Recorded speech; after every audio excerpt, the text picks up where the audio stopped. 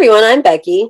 And I'm Sarah. And we're doing Bickering book reviews. Today we're talking about Tokyo Ever After by Emiko Jean.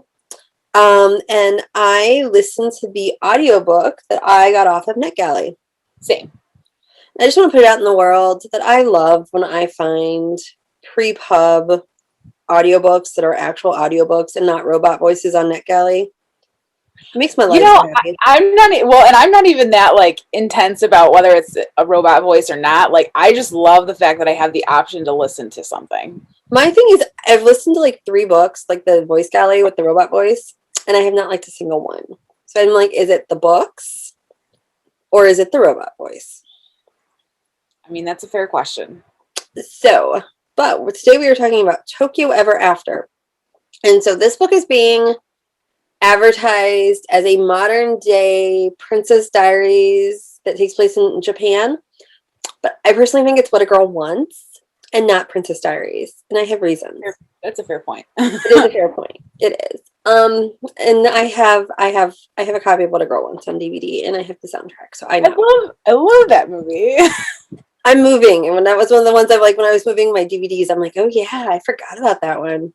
Okay, but back to this book. So this book is about Izumi, and she is a high school senior, and her mother is a professor. They live in this small town in California, and she's never really felt like she fits in because she's Japanese American, and she's the only one in town.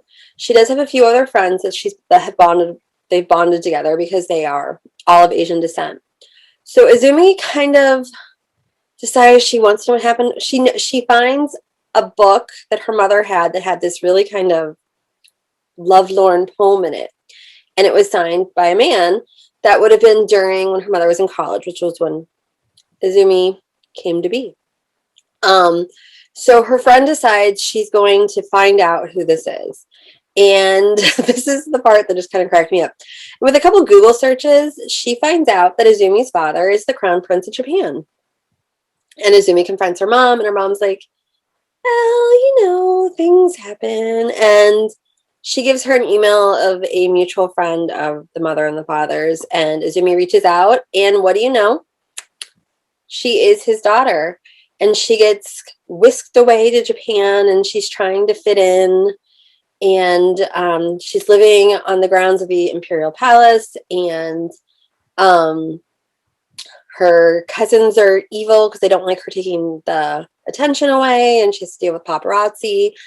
And there is a young guard named Aikyo who is very she thinks very judgmental, but sparks fly, and she's just about her finding her place. And is she a princess? Is she an average California girl? Who knows? I wanted more romance between Izumi and the guard. It was pretty insta-love. Yeah, I wanted more interactions between the two. I wanted more interactions between Izumi and her father.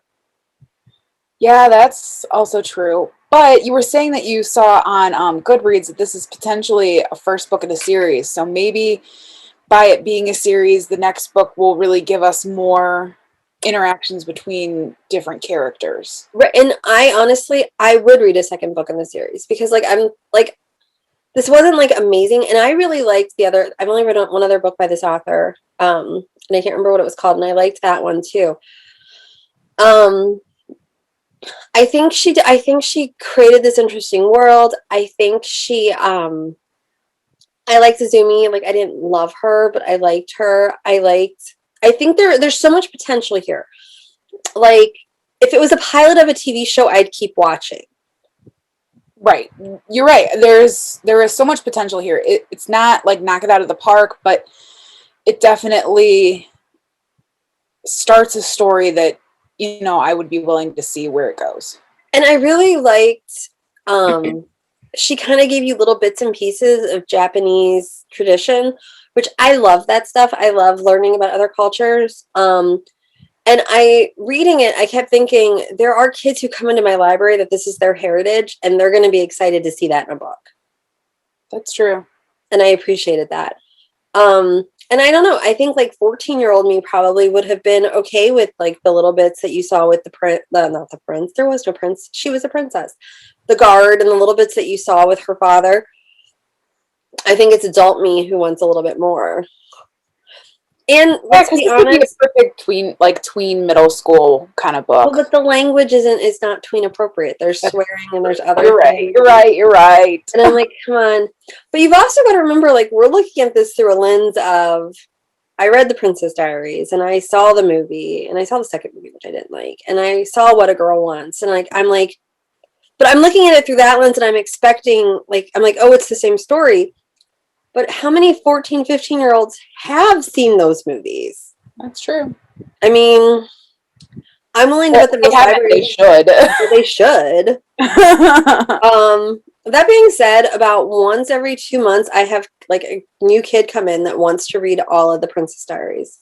Because I had to email collection development and was like, "Are these in print? Can we get more?" um, but and that's the thing. Like, I don't feel like I have a lot to say about this book because it felt familiar because it is a similar story, but it did like add to that not really, it's not even a genre, but that niche storytelling. I liked her mom. I liked her mom's reasoning for not telling her. I had a slight problem that in 2003 no one would have found out that the prince had a love child. I mean, again, Princess Diaries was written like in the early 90s, and like then you didn't have paparazzi, you didn't have the internet, you didn't have, nobody nowhere ever did an expose and figured this out. Well, if they did, we wouldn't have this story. Right. I love love the cover. I love her group of friends. Yes.